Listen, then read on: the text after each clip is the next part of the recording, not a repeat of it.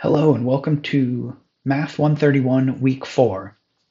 Like the rest of the videos, this video will be done in two parts. This first part will cover graphic details. The second part will cover your own data. There's a number of things going on in the first part of this video, so I'm going to use our Collab notebook over here to introduce you to just a few of those things to help us get started. I have already installed and updated some packages and loaded our sleep dataset, so I'll just put in a new code cell here, declare a variable to be equal to 2, and then introduce you to this new operator called plus equals. In the first half of our week 4 lessons, you're going to see this operation quite a few times, and it effectively just means take x and store into it the value of x plus 1.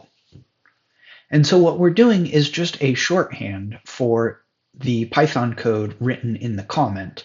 And it's an incredibly popular operation across many different programming languages.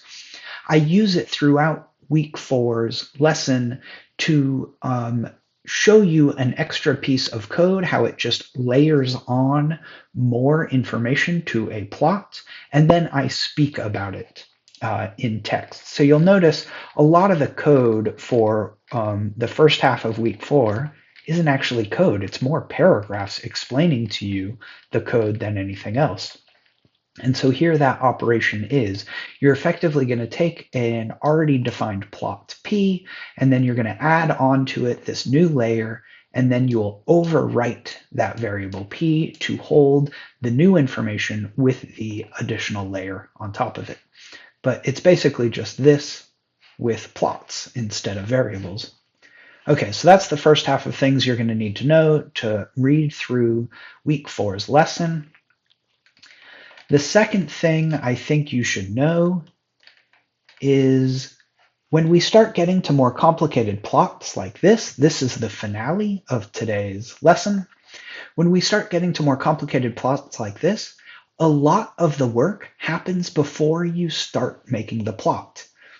That is somewhat the case here, so we are going to do quite a bit of prep work before it. But if you count the number of lines, I'm just doing a quick eyeball now, the plot at this point still takes more lines of code itself than does the prep work to make the plot. But as your plots get more and more complex, that usually reverses. Fancier plots, more complex plots, usually depend on more preparation before you start making the plot itself, and you end up with more lines of code to prepare for the plot than you have for lines of code to make a plot. So in order to get at this plot, let's do a little bit of prep work. You'll notice all of the original data are on this plot. Every data point we have in the mSleep dataset is on the plot. Further, we have the means that we calculated from week 3 using group by and aggregate. So we'll see that grouping and aggregating happening again. And then we have these lines. There's a bold line and a thinner line. And we have that within each group. What we're doing here is showcasing some extra features of ggplots, but we are also doing a little bit of statistics work. So the mean here is calculated from all the omnivores in our data set. But that mean is used as a guess to represent the mean of all omnivores everywhere. Because we don't have all omnivores everywhere, we only have the ones in our data set. This is a guess, and we know it's going to be effectively wrong. We want to account for the uncertainty in our guess. In order to account for the uncertainty in our guess, we make what's called a confidence interval. So this thicker black line here is a confidence interval for the mean of some percentage confidence. The wider your percent confidence, or the bigger the confidence you have, the wider the interval is going to be. So the thicker black line is a less confident confidence interval, which we hope will capture the true mean of all omnivores' sleep totals everywhere. With greater confidence, this thinner line, with greater confidence, we know the true mean of all omnivores' sleep total will be somewhere between the lower bound of this thinner line and the upper bound of this thinner line. Because we have greater confidence, we have a wider interval. So what we're going to need to do to prep for this plot is calculate group means and then group confidence intervals of appropriate widths. Another thing we're going to have to do is prep this plot to have on the x-axis actually a numeric value. That's not obvious by the plot here, but we're playing a number of tricks. The x-axis for this plot is indeed numeric. You can see that by recognizing that there's a little bit of noise, or jitter, as they call it, added to the x-axis values of these data. Because in the end, we want this to be a categorical x-axis that is non-numeric, if we add just a little bit of noise to the x-axis, then we can separate out points that might have otherwise overlapped. By separating out points that might have otherwise overlapped, we can see all of the data more clearly. So if we add noise to the x-axis as if it were a numeric x-axis, if we add noise to it, that doesn't change the values that we're interested in from this plot. All of the numeric values that we're interested in on this plot are on the y-axis. So changing just slightly values on the x-axis doesn't change our data in any bad way. It just helps us visualize the data a little bit better. The only thing we need to be careful with is to add just enough noise so that the two levels of VOR do not overlap across any two levels. So we just got to make a reasonably educated guess, or by trial and error, in order to add just enough horizontal jitter to visualize better all of our data, such that no two data points will overlap across levels. With that in mind, we are now ready to get started on our plot. So let's immediately create a new variable, a new data frame, by dropping the NAs from the column VOR. So now we've got this data frame DF, and we want to group by VOR. We will practice always using as index equals false. And then different from what we did in week 3, we're not going to create a new variable here that is the grouped data frame. We're just going to keep on adding new functions onto this data frame. As you can see, we're starting to get quite a bit of a horizontally spaced code. So let's do a trick we learned with plotting, where we can separate out onto new lines of code all of these different actions that are going to happen on the data frame DF. And this way we can read vertically instead of horizontally.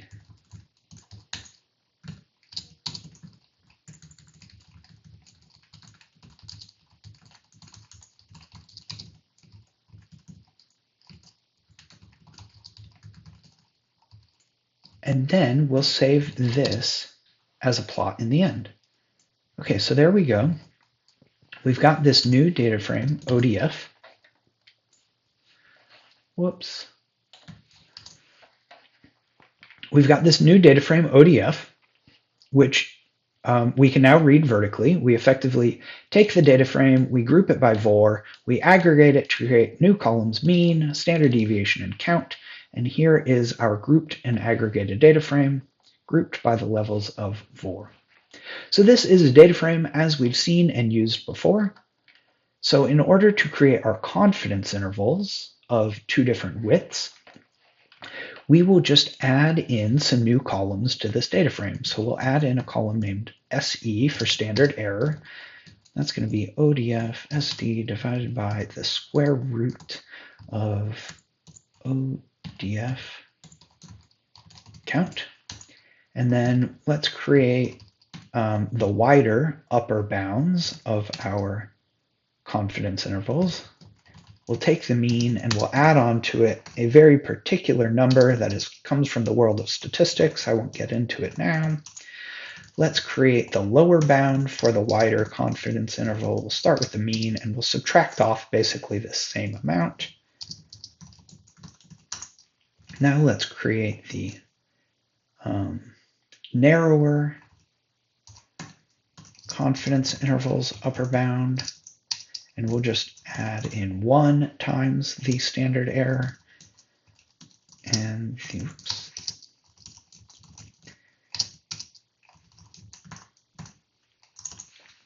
Okay, there is some prep work we need for our confidence intervals. We are also going to need the x-axis values to be numeric. So let's just create in both our data frames, the original data, a variable named numeric var, which is just going to be the values of var treated as a categorical variable, and then we'll extract a property from the categorical variable column var named codes. And I'll show you what that does in a minute after we repeat that same pattern for our grouped and aggregated data frame. Okay, so here we go. What have we added to our grouped data frame? We've added columns for the standard error, which we use to help calculate the wider upper and lower bounds of the confidence interval. We also used the standard error to calculate the upper and lower bounds of the narrower confidence interval. And here is that column numeric var. You can see it's just numeric values, one unique value for each level of the categorical variable var's levels. So effectively, we've just started counting for all unique values, 0, 1, 2, 3. And we've put into our original data frame similar such values, uniquely coded for the values of carnivore, herbivore, insectivore, and omnivore. So we'll use these on the x-axis of our plot, and then in the last minute, we'll change the labels on the x-axis of our plot from numbers to the levels of var that we have. Okay, so we're now ready to start making our plot. Let's see how far along we can get just by looking at this plot over here. So we want to create a new plot, and we're going to write all of our code vertically. So we'll start with some empty parentheses. We're going to use the data frame ODF to get started. And then we want to plot, let's just start with the means. So we'll go PDN, geom point, and then the aesthetics will have on the x-axis numeric var. On the y-axis, we'll have the means.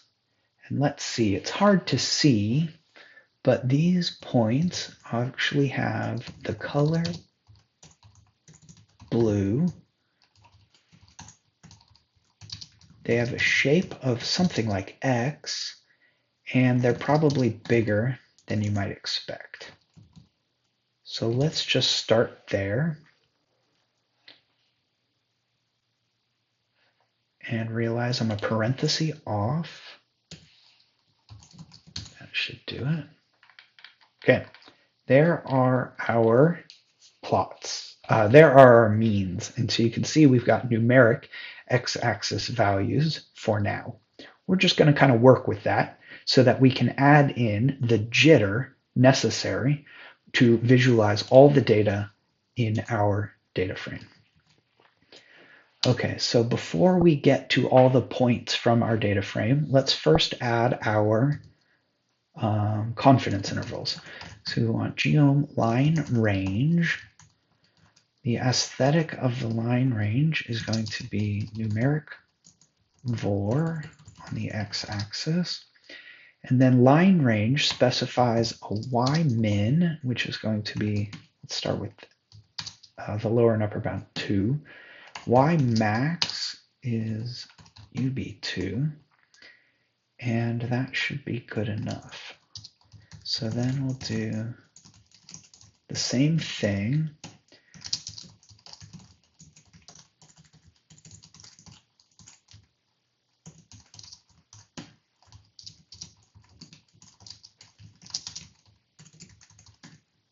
And in this case, let's make the narrower confidence interval a little bit bigger. Did I get my parentheses right? Nope, I think I did the same thing as before. Okay, and now we'll get to all of the data points we have. So there is, in fact, a geometry for jittering data points. So I'll just use geom jitter.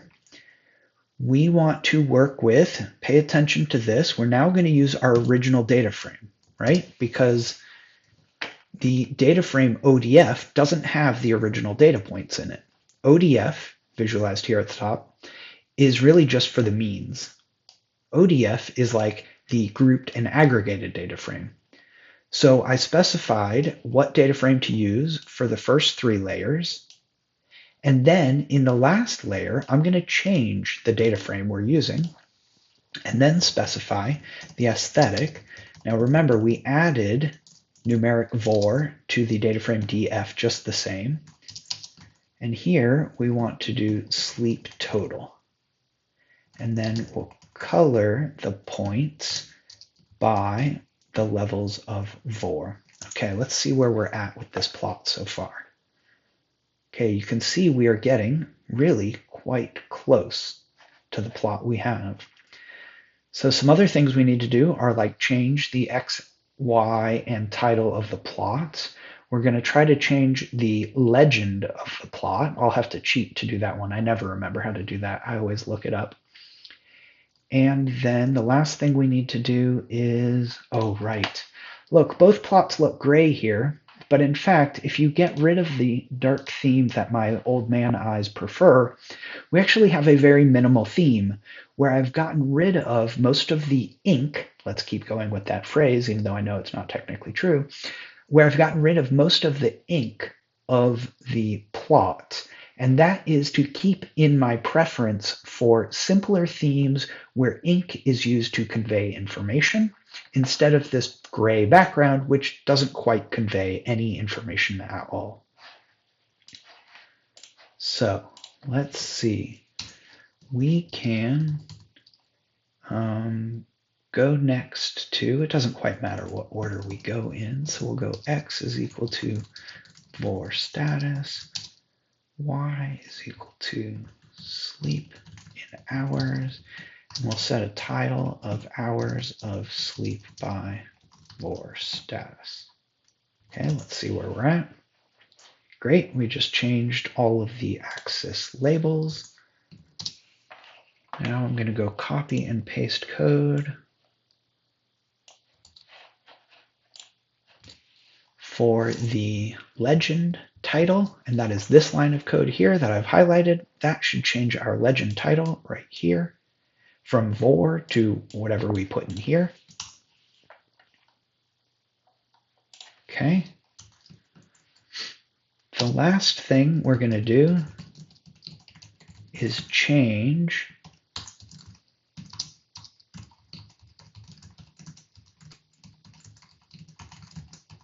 the x-axis labels for all the tick marks. So what we're going to do is say, use the breakpoints, that is like where any particular tick mark is listed. We'll say keep with the ones we have. I don't know why, but the keyword argument breaks to this function wants a Python list, not a data frame column. So we're just going to turn that data frame column into a list. And then we're going to change the labels to the values of vor also in a list.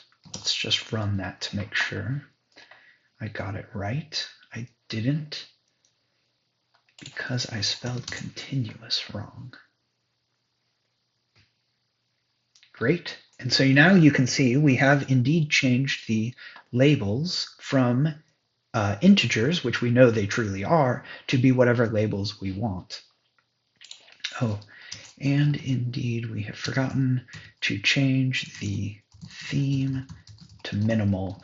And I'm just going to throw in base size equals 18 here just to show you, that's probably too big, just to show you that this is how you change the size of all of the text around your plot. That's way too big, but it helps you know that feature exists. And so here we go. Here is the replica of the plot that is in week 4's lesson. You can see the points themselves don't line up exactly because geom jitter here is actually completely random. So each time you run this plot, let's just try it again, the points will be jittered to new positions. And that's totally acceptable because changing the values on the x-axis mean nothing because they're just the levels of the vor status. But the heights on the y-axis will always remain the same. Okay, and that concludes the first half of week 4's lesson.